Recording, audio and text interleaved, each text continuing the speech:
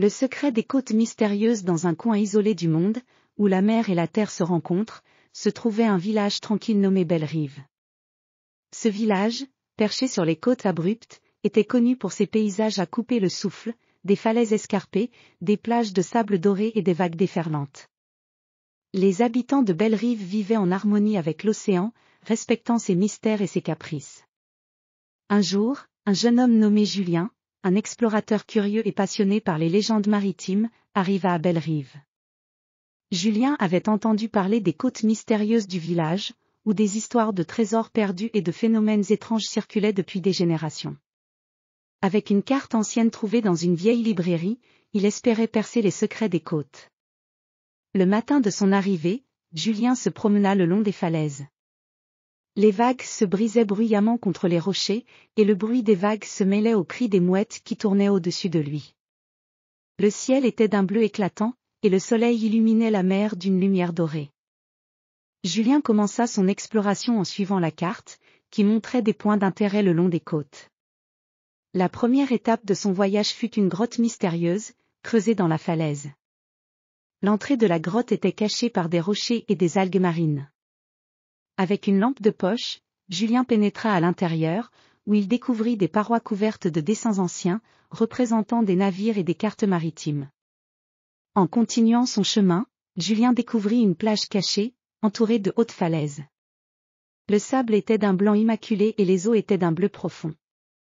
Au centre de la plage, il trouva une vieille épave de bateau, en grande partie enfouie dans le sable. La carcasse du bateau semblait avoir été là depuis des décennies, et Julien se demanda si elle pouvait être liée à la légende du trésor perdu. Avec soin, Julien examina l'épave. Il trouva une caisse en bois cachée sous des débris. La caisse était ornée de motifs complexes et de ferrures anciennes. Avec beaucoup d'efforts, il réussit à l'ouvrir. À l'intérieur, il découvrit des pièces anciennes et des bijoux brillants, témoignant d'une richesse perdue. Cependant, la découverte ne fut pas sans conséquences. Une tempête soudaine se leva, faisant rugir les vagues contre les falaises. Julien se retrouva pris dans la tourmente, avec des vents violents et des éclairs illuminant le ciel sombre. Il chercha refuge dans une petite cabane abandonnée, perchée sur les falaises. À l'intérieur de la cabane, Julien trouva des objets appartenant à d'anciens marins, des cartes maritimes, des journaux de bord, et des instruments de navigation. Les documents racontaient l'histoire d'un voyage épique à la recherche d'un trésor caché, et expliquaient comment le trésor avait été enterré sur la plage, caché pour protéger sa valeur des voleurs. Lorsque la tempête se calma, Julien retourna à Belle-Rive avec ses découvertes. Les villageois, impressionnés par ses trouvailles, organisèrent une grande fête en son honneur.